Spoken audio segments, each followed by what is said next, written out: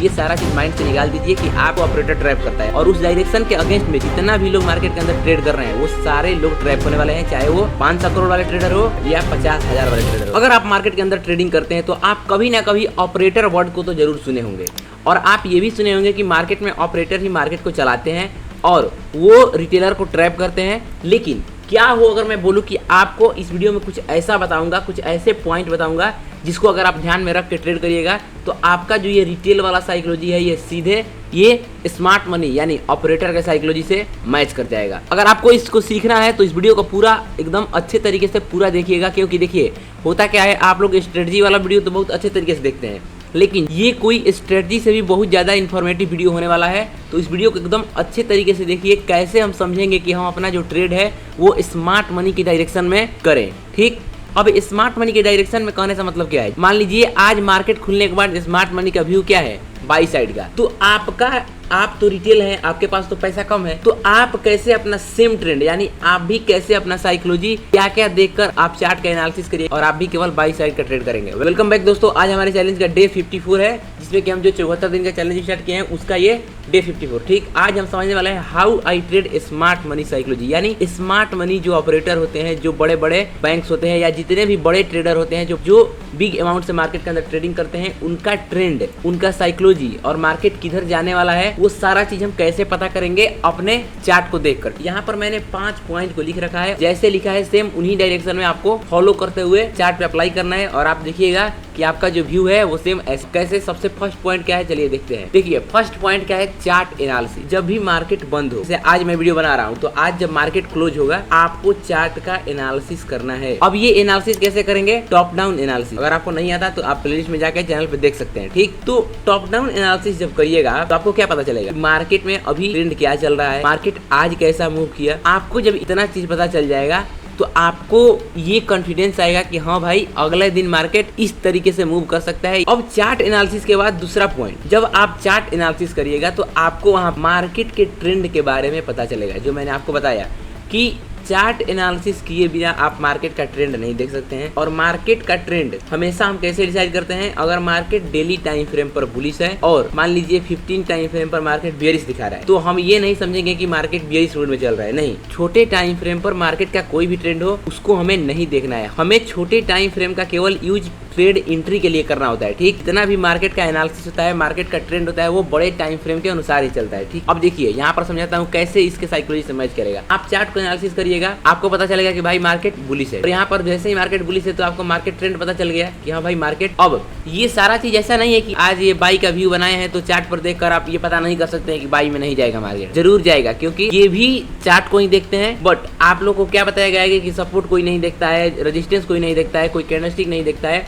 सभी ट्रेडर जितना भी वो चाहे 500 करोड़ वाला ट्रेडर हो या 1000 करोड़ वाला ट्रेडर हो वो भी सपोर्ट रेजिस्टेंस देख के ट्रेड करते हैं। सब लोग सब ट्रेड करते हैं, सब देखकर। ऐसा नहीं है कि तो आप ये दिमाग से निकाल दीजिए कि भाई मैं कैंडल स्टिक यूज कर रहा हूँ तो क्या ये बड़े ट्रेडर यूज करते होंगे। भाई सभी लोग कैंडल स्टिक देखते हैं। कैंडल स्टिक क्या है, मार्केट का कैंडल स्टिक बेसिक है, एकदम आधार है। अगर आप उसको नहीं देखिएगा तो आप कुछ समझ ही नहीं पाइएगा। ठीक है, जितना भी सेटअप है, जितना भी स्ट्रेटजी है, सब कैंडल स्टिक में ही बना होता है। तो ये सारा चीज सब देखते हैं। अब यहाँ पर आपको मार्केट ट्रेंड पता चल गया। अब तीसरा पॉइंट की जोन्स की जितना भी इंपॉर्टेंट पॉइंट है, मान लीजिए मार्केट का ट्रेंड बाई में है तो आप छोटे टाइम फ्रेम पर जैसे 1 मिनट, 5 मिनट, 15 मिनट, ये जितना भी टाइम फ्रेम है उस पे जितना मार्केट के अंदर सपोर्ट बना हुआ है, सप्लाई जोन बना हुआ है, रेजिस्टेंस बना हुआ है, ये सारा चीज अब उसको यूज कैसे करना है। मान लीजिए सपोर्ट पे मार्केट आए और मार्केट का ट्रेंड क्या है, मार्केट का ट्रेंड बुलिश है तो वहाँ पर हम बाई करेंगे। लेकिन अगर मार्केट रेजिस्टेंस पे है सेल नहीं करेंगे। क्यों? क्योंकि हमें मार्केट के ट्रेंड के साथ चलना होता है। अगर आपको इस चीज को डिटेल में समझना है कि support, resistance, supply, demand zone पर कैसे ट्रेड किया जाता है तो आप जाके चैनल पे वीडियो देख सकते हैं प्लेलिस्ट में। अब यहाँ पर जब आप की जोन्स यानी कि मार्केट के अंदर जो भी परफेक्ट जोन है जिससे कि मार्केट रिएक्ट कर रहा है वो सारा चीज मार्क कर लेंगे। अब जब आप इतना चीज कर लीजिएगा तो आपका क्या हो जाएगा, आपका ट्रेंड क्लियर है, यानी आपको अब पूरा कॉन्फिडेंस हो जाएगा कि हाँ भाई मुझे कल एकदम ऐसे ही ट्रेडिंग करना है। मैं भी खुद ऐसा करता हूँ और ये सारा चीज मैंने खुद ऑब्जर्व किया है कि ठीक है।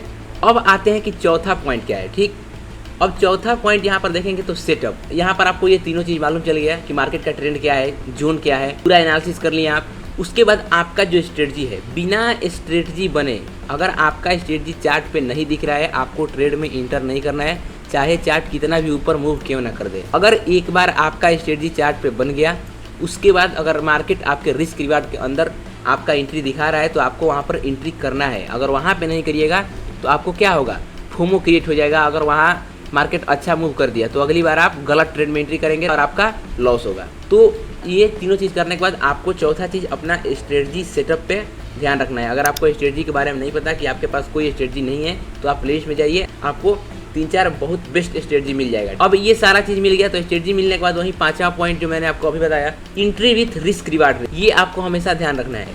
बहुत सारे लोग क्या बोलते हैं कि मार्केट में एंट्री कर जाओ, नहीं, मार्केट में एंट्री नहीं करना होता है। मार्केट में एंट्री रिस्क रिवार्ड को देखते हुए करना होता है। अगर आप मान लीजिए यहाँ पर 10 पॉइंट का रिस्क है तो यहाँ पर एंट्री किए, ठीक है, लेकिन मान लीजिए यहाँ पर 100 पॉइंट का रिस्क है और आप यहाँ पर एंट्री कर गए, तो ये बिगिनर्स ट्रेडर के लिए 100 पॉइंट इतना बड़ा एसएल है कि अगर एक बार ये एसएल हिट होगा तो वो अगला ट्रेड नहीं ले पाएगा। ये आप खुद भी समझ रहे होंगे कि मैं क्या बोल रहा हूँ। तो आपको सेम इसी तरीक़ा से जैसे मैं बताया, सबसे पहले चार्ट एनालिसिस करना है, उसके बाद आप चार्ट एनालिसिस करिएगा, मार्केट का ट्रेंड पता चल जाएगा। मार्केट का ट्रेंड पता चल गया, उसके बाद की जोन्स फाइंड कर लेंगे, जैसे सपोर्ट रेजिस्टेंस। अब मान लीजिए मार्केट बाई में, तो मार्केट में रेजिस्टेंस से कोई मतलब नहीं है, बट रेजिस्टेंस इसलिए मार्क करेंगे कि हमें वहाँ पर ट्रेड नहीं करना है, ठीक। उसके बाद अपना स्ट्रेटजी लगाएंगे और जहाँ पर स्ट्रेटजी बना वहाँ पर हम रिस्क रिवार्ड के साथ एंट्री करेंगे। अब देखिए, इतना चीज़ करने के बाद आपके मन में सवाल आ रहा होगा कि भाई ये लोग तो रिटेलर को ट्रैप करते हैं, ये लोग तो रिटेलर को ट्रैप करते हैं। तो ऐसा नहीं है। अगर आपसे कोई ये बोल रहा है कि ऑपरेटर आपको ट्रैप करते हैं उसके बाद अपना प्रॉफिट करते हैं, नहीं।